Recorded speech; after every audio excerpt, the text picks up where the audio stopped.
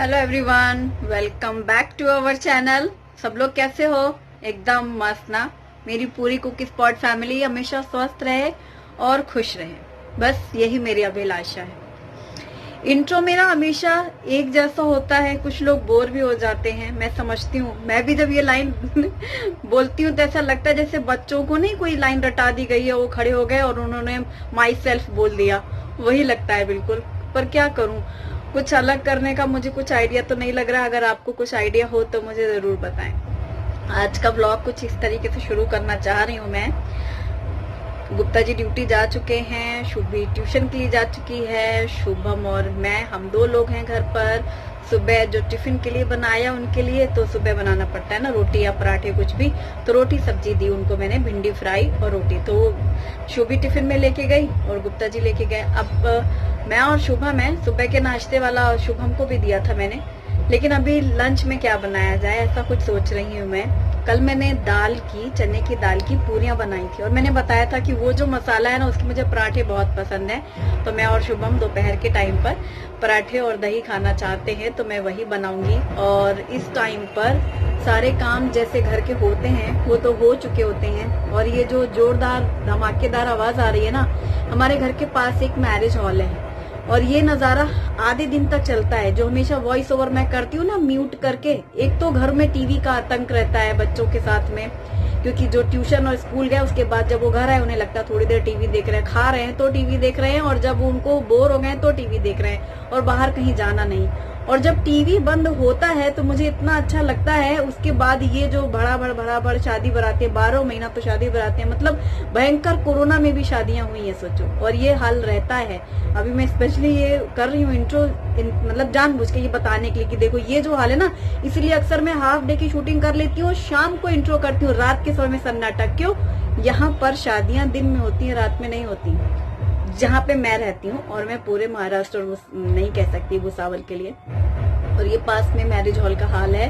और घर का सारा काम सुबह वाले हो चुके हैं, मैंने नहाया है, शैम्पू किया है, आज बाल धुले हैं और अब मैं किचन में आ रही हूँ। टाइम दिखाती हूँ कि टाइम क्या हो रहा है। और सब कहते हैं कि वॉइस ओवर ज्यादा मत किया करो, आवाज आने दिया करो, तो मतलब अब मैं क्या ऐसे बताऊं कि मैंने आटा गूंथ लिया है और अब मैं पराठे बना रही हूँ, उसमें स्टफ कर रही हूँ और तावे पे सेक रही हूँ। ठीक है, तो अभी मैंने इतना बोला है तो फिर मैं कैमरा जैसे अक्सर अपना यहाँ पे रखती हूँ ना, मैं यहाँ पे ऐसे सेट करके रख दूंगी और मैं शुरू करूंगी पराठे बनाने। और फिर जब मैं और शुभम खाएंगे तब मैं आपको दिखाऊंगी, मैं सेकते हुए भी दिखाऊंगी। और फिर रात वाला जब शूटिंग करूंगी तो उसमें वॉइस ओवर कर लूंगी। हाफ पार्ट में सोच रही हूँ आज मैं ये टेस्ट करके देखती हूँ कि बिना वॉइस ओवर के कैसे मैं मैनेज कर पाऊंगी ना। ये देखो एकदम कड़क दही है और ये स्टफ करूंगी मैं दाल, इसके बनाऊंगी पराठे। और सुबह जो मैंने आटा गूंथा था गुप्ता जी के लिए, जब नाश्ता बनाया था उसी वक्त मैंने थोड़ा ज्यादा आटा किया, क्योंकि सुबह का आटा मैं थोड़ा ज्यादा रखती हूँ कि वो लंच के लिए भी काम आ जाएगा। तो अब पराठे बनाने शुरू करेंगे। देखो कुछ इस तरीके का शॉर्टकट करने वाली हूँ। जैसे इस डब्बे में मैं सूखा आटा रखती हूँ तो मैं अभी इसी समय इससे लोईप कर लूंगी। तेल का ये डोंगा रहता है मेरा, और यहाँ दाल, और ये यहाँ से मैं बेलती जाऊंगी। और शुभी आएगी ना ट्यूशन से तो शुभी भी खाएगी और मैं और शुभम, हम 3 लोग हैं, मतलब 3 लोगों के लिए पराठे सेकने हैं। क्योंकि ना शुभम हो सकता है मूड बदल जाता तो कह देता कि हम खिचड़ी या फिर दाल चावल खाएंगे, तो फिर ये ना बना पाती, पर उसने मान लिया है तो फिर मैंने सोचा बना लेते हैं। पहले ऐसे सोचा नहीं था कि यही बनेगा, क्योंकि वॉइस ओवर नहीं करना है, मतलब स्पीड नहीं दूंगी, तो इसलिए मैं सिर्फ एक ही पराठा बनाते हुए दिखाऊंगी।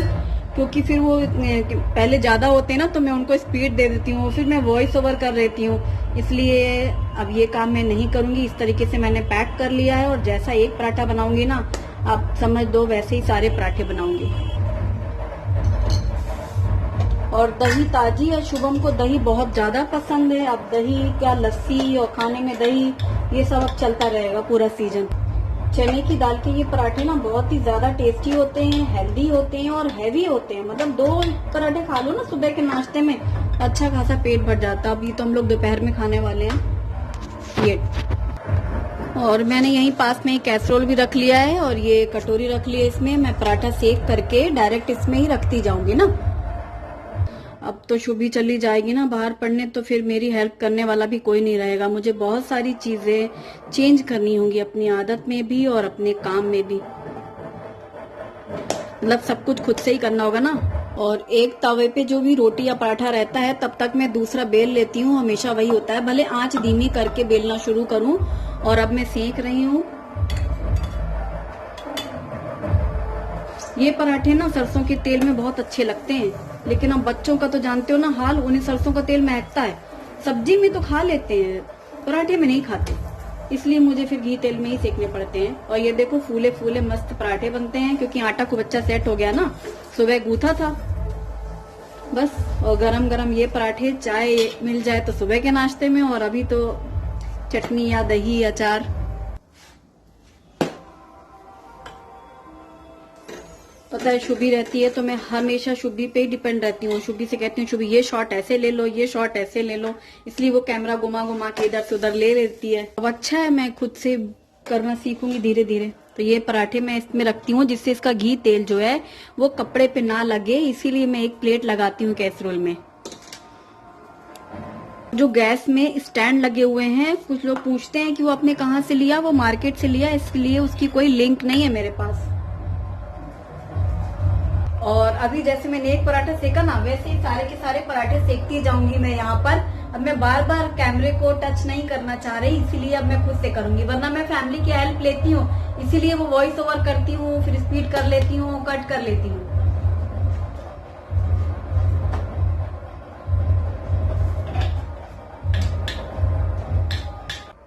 तो एक एक करके मैंने सारे के सारे पराठे भर करके बनाती गई हूँ और सेक के रखती जा रही हूँ। ये लास्ट है। और इसका ये मसाला भी खत्म, चने की दाल का, धुलने में गया बर्तन। और ये आटा जिसे मैंने रखा था सुबह, ये धुलने में गया। सारे पराठे सिक गए मेरे और शुभम के लिए है, एक दो एक्स्ट्रा है तो मैंने बना लिए, शाम को चाय के साथ यदि खाना होगा तो खा लेंगे।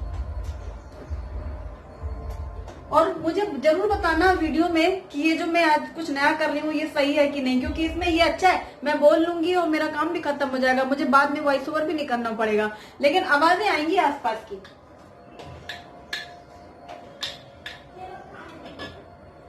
जैसे बिल्डिंग में लोग आवाजें आएंगी, दरवाजा मैं खुला रखती हूँ ना यहाँ का, हॉल वाला गेट, तो सबकी आवाजें आएंगी। फिर एकदम करारे करारे पराठे हैं, आ जाओ बिल्कुल।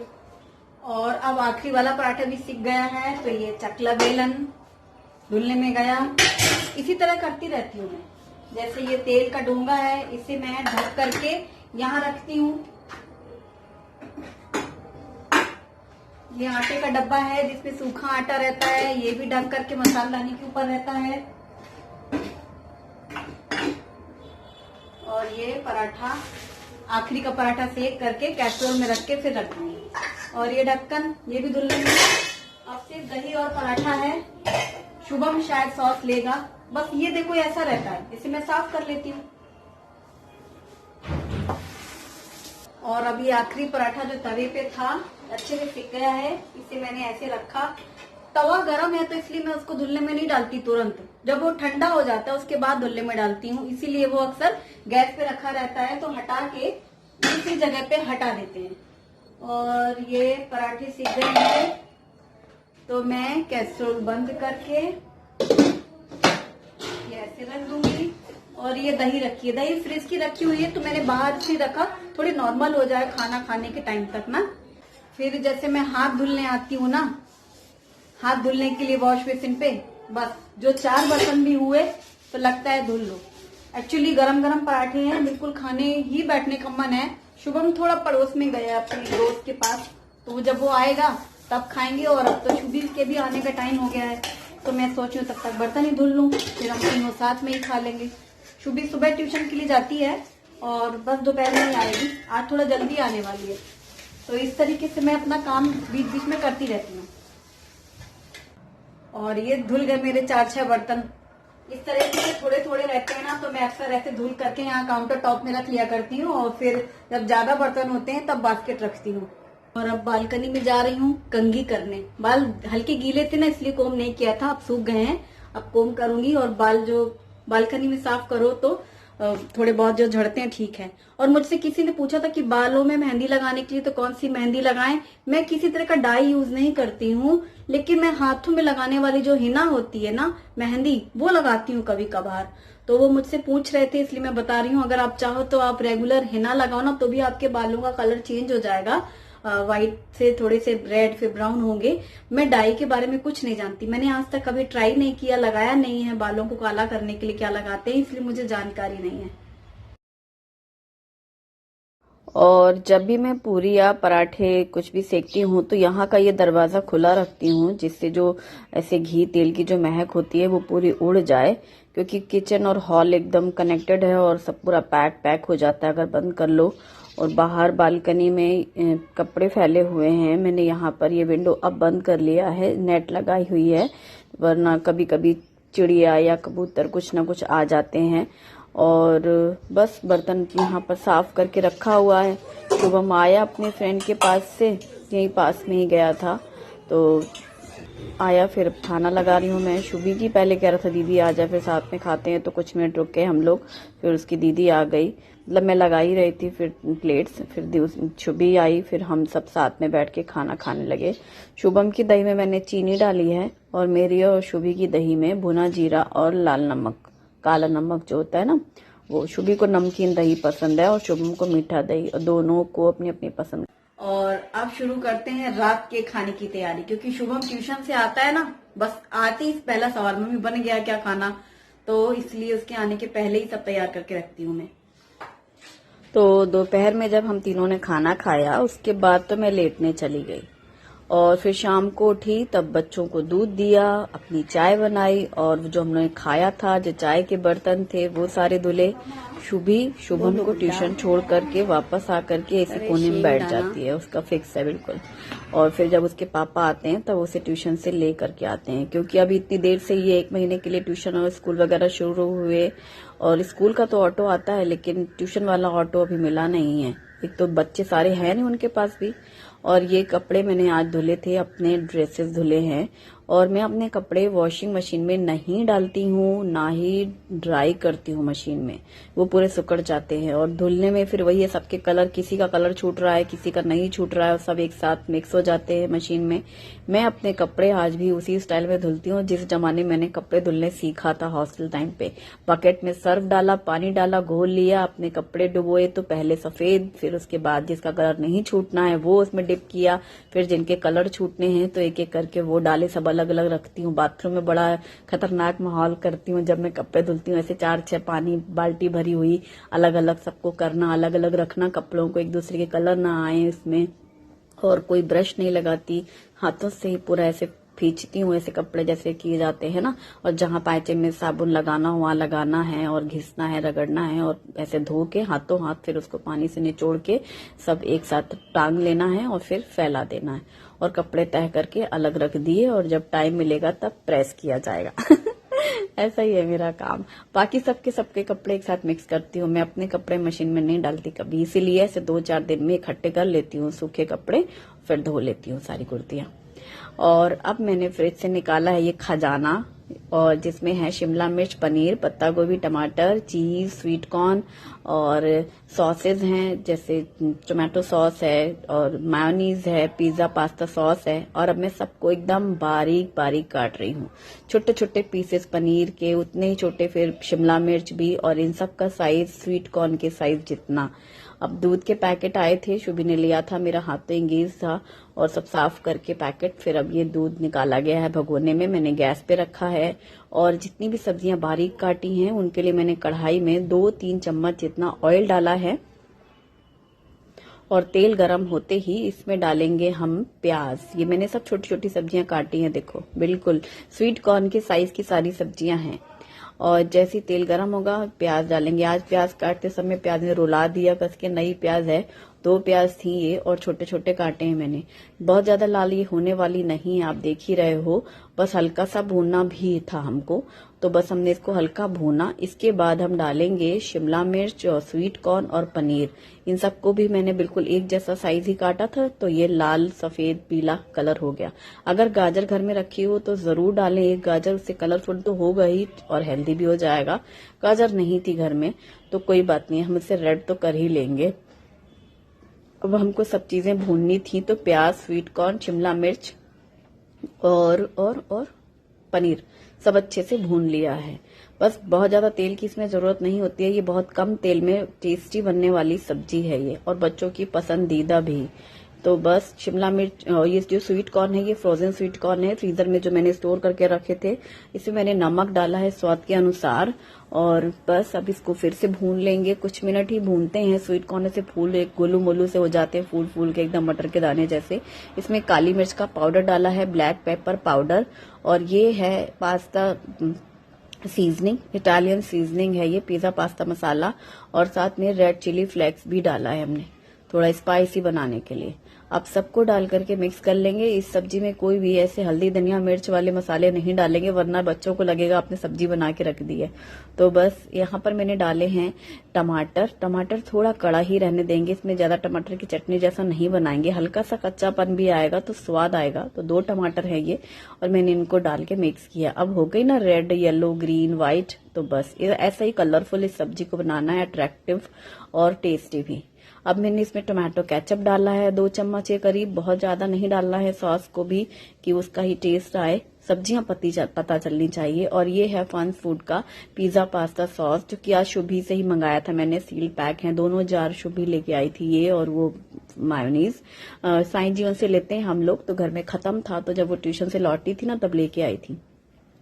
अब ये सॉस भी मिक्स कर देंगे। तो मैंने 2 सॉसेज यूज करी हुई हैं, और सूखे मसाले में काली मिर्च का पाउडर, लाल मिर्च का वो रेड चिली फ्लेक्स, और इटालियन पास्ता वो मसाला, तो इटालियन सीजनिंग। तो बस अब ये सब्जी हमारी तैयार हो गई। ऐसे हाफ कुक ही रहनी चाहिए, कलरफुल और टेस्टी भी। तो मैंने इसको पलट के रख दिया है साइड में।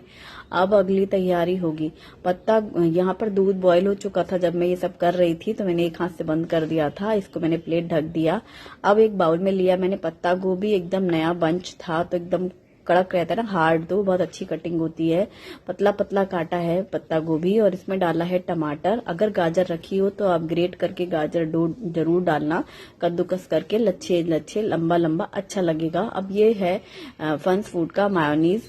ये दोनों ही बॉटल आज ही आई है, इसलिए सील पैक थी, वैसे यही वाली बॉटल पहले भी यूज करी थी हमने। वैसे चिंग्स का भी मैं मंगाती हूँ वो पिज्जा पास्ता। और नमक डाला है स्वाद के अनुसार, काली मिर्च का पाउडर डाला है, और इसमें भी वही Italian seasoning, black pepper powder, salt पर टेस्ट, और ये मायोनीज डाल करके मिक्स कर दिया। 2 चम्मच डाल करके मायोनीज में आप ये सब्जी ऐसे मिक्स कर देंगे ना, तो ये जो सब्जी है यानी पत्ता गोभी और टमाटर और जो हमने स्पाइसेस डाले हैं वो सब अच्छे से बाइंड हो जाएंगे, मतलब एक साथ हो जाना चाहिए। अब एक बाउल में हमने निकाला है टोमेटो केचप, और इसमें डालेंगे मायोनीज। तो दोनों ही चीजें बराबर से ले लें और उनको अच्छे से मिक्स कर लें। तो ये हो जाएगी सॉस। इस चपाती रोल में 4 तरीके की अलग अलग डिफरेंट फ्लेवर से वैरायटी डालनी है। आप कुछ भी डाल सकते हो, सब्जी भी आलू की छोटी बनाएंगे तो भी डाल सकते हो, छोटे बच्चों के पसंद की चीजें, ऐसे 3-4 चीजें अलग अलग चाहिए। तो अब मैंने यहाँ पर डो की तैयारी की है, और लिया है 1 कप से थोड़ा कम मैदा, 1 कप से थोड़ा कम, आधा नहीं, और 2 कप गेहूं का आटा, 2 हिस्से गेहूं का आटा लिया है। नमक डाला है, और 2-3 चम्मच ऑयल डालेंगे, ज्यादा तेल डालने की बिल्कुल जरूरत नहीं है। और अच्छा सा नरम सा आटा गूंथ लेंगे, जैसे हम लोग पराठे के लिए करते हैं। बस हमें पराठे जैसा नहीं सेकना है, लेकिन पराठे जैसा आटा भी किया अच्छा है, रोटी जैसा गीला नहीं हो और एकदम पूरियों जैसा सख्त भी ना हो, क्योंकि वो तवे पे सेकने हमें चपाती जैसा।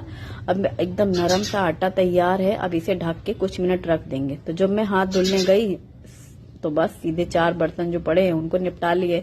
गुप्ता जी आए, उनका टिफिन था, उन्होंने प्लेट में नाश्ता लिया, वो प्लेट थी, ऐसी गिलास कटोरी यही सब जो था, जो मैंने अभी चॉपिंग कटिंग करी वो सब धुल दिए, कढ़ाई वगैरह।